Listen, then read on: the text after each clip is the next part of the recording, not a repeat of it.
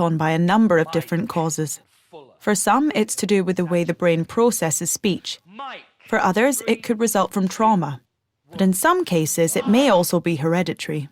For 16-year-old Rory Melly, stammering runs in the family. Rory's been stammering since he was 3 years old. And it was like, all of a sudden, in one sentence, one day, and he was trying to ask me something, and he just started stammering. And coming from a family who stammer, it was quite a shock.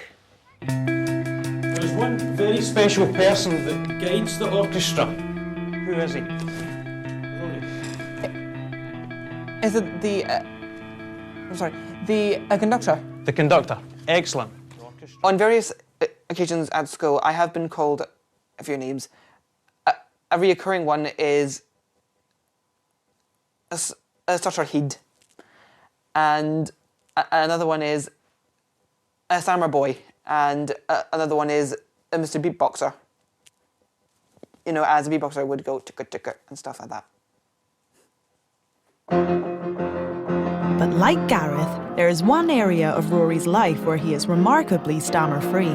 Hey there, teenage Baltimore! Don't change the channel because it's time for the Corny Collins Show! I take my acting on stage as a bit of an escape, really. An escape from who I am. When I'm performing on stage, I'm not playing a Rory Melly, a little stammer boy. I'm playing someone else completely different with a different background, a different history, different feelings and different thoughts.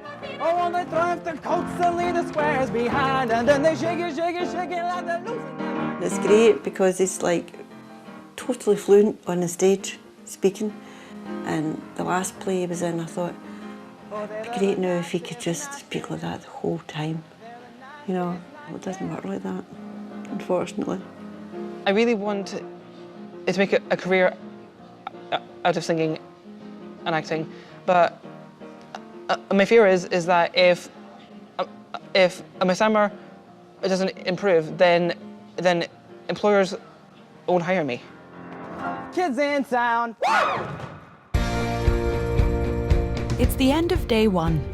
When the students arrived yesterday, Gareth videoed them all. Last night we asked you guys to tell us your name, to which all of you struggled. My name is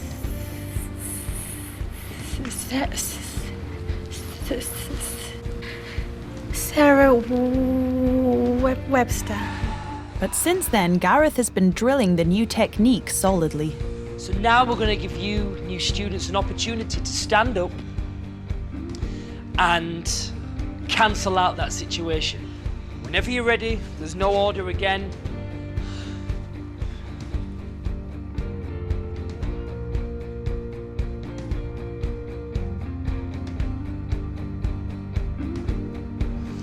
Sarah Webster. Well done, well done. Stay still. Well done. Well done, Sarah. Rory Melly.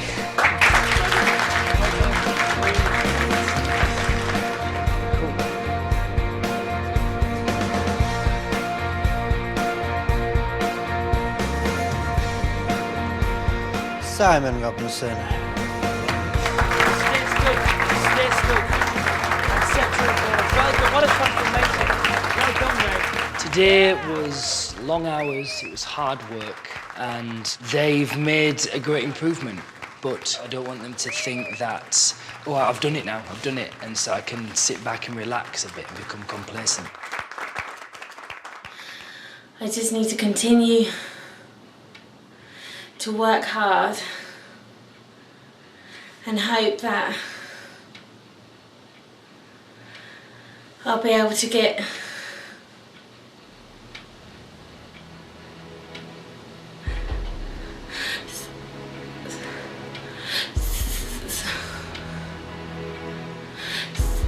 I can't say that word. Can't say I'm sorry.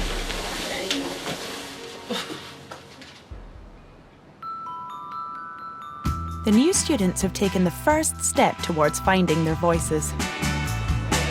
Are you finding that you're gradually getting used to the technique?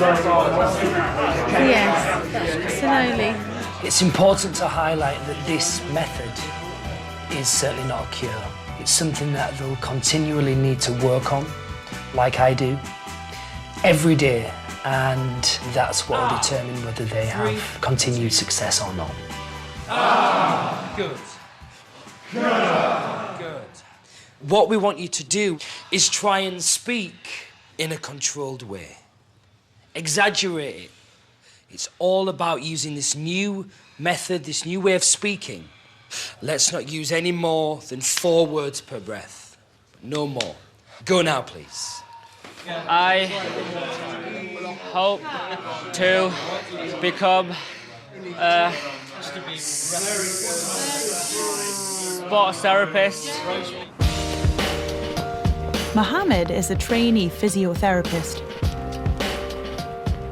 Whenever I'm in practicals, I'll get nervous and then I'll probably just stammer. Talking to patients is an essential part of the job.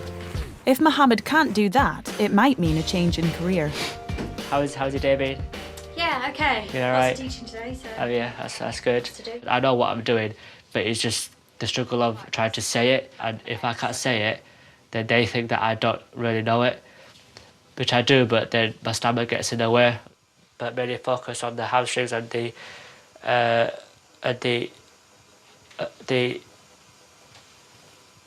quadriceps, and maybe do the IT band as well. To overcome my stammer would really help me with my career, because that means I could do the jobs that I want to do. But if I didn't, it would make me get a job that doesn't involve talking, and that would be it. The students are continuing to work hard on their technique, but Gareth has noticed some are finding it more difficult to adopt than others. Simon Robinson. Simon on Wednesday was the most overt, but often the easiest to crack, because there's less things happening up here, and it's more just, this is how I am. It's very clear that I've this real problem, and so I'll just do anything. Show me what to do.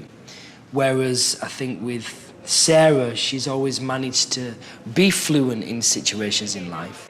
When you say a word, so like birth and then breakfast, why don't you just stop on the word when you know it's going to be difficult? I can see her sort of questioning why we're doing this. Is this much better than how we were speaking before? Well, right now, maybe not, because it's quite mechanical, but it's a means to an end. Because that people are going to still know you stammer. She's not vocalising that yet, but I can see it. And covert stammerers do that. Gareth decides to take Sarah to one side for some individual coaching. The way that you're using the technique is great. I still feel you can be more exaggerated, like I'm being now. Gareth Gates, Bradford, Sarah Webster, Suffolk. What sort of music do you like? All Release the air. kinds of music. Kinds again. Kinds of music. Good. I just can't get to grips With the breathing? with. It sounds so mechanical, but I'm trying to. Good, well, that's all we're asking just now. It's harder to take those steps backwards and speak mechanically. Of course it is, because you've spent years of trying to make people think that you're fluent and you don't have this problem and this affliction. Yeah. And I understand how frustrating it is. I completely understand. We've all been there. Trust me, if you persevere with this, you will see results. Thank you. Cool. As a covert stammerer, Sarah tries to conceal it from others, especially around her family and boyfriend, carpenter Will. I've learned to live with the stammer now for 25 years. Just a couple more. She's become quite good at hiding it and very good at thinking on her feet to try and find different words, and it's obviously not a great way of dealing with it because quite often her sentences don't make the best of sense when she's desperately searching for a different word, as rather than use a word she'd struggle on. But hopefully with the programme she can get past that and use any word she wants to use.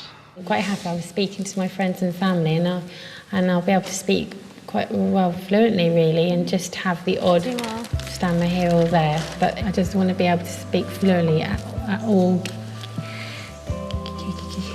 given times, not just when I'm in, my comfort zone. Be careful. As a nanny, Sarah works with children every day, but her real dream is to become a teacher. When I first came out of university, this teacher said to me, you'll never be able to become a teacher because of your stammer, and you'll just be, your life will, well, they said your life will be misery because you'll be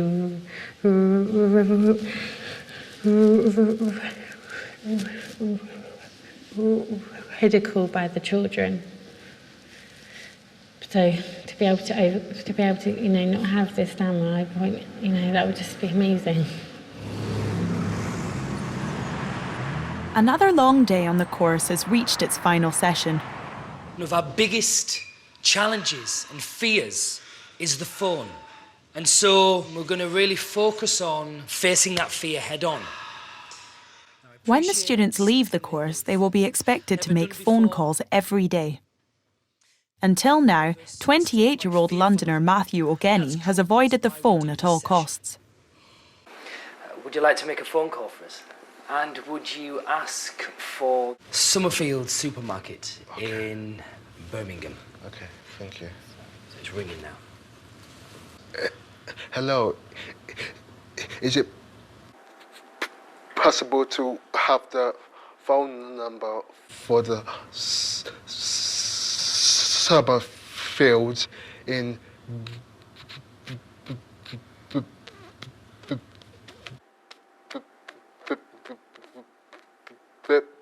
oh, for fuck's sake. In Birmingham, please. That's enough, mate. Thank you. What do you do for a living? I work as a professional artist model. And what does that involve? That basically involves me posing for artists in the nude.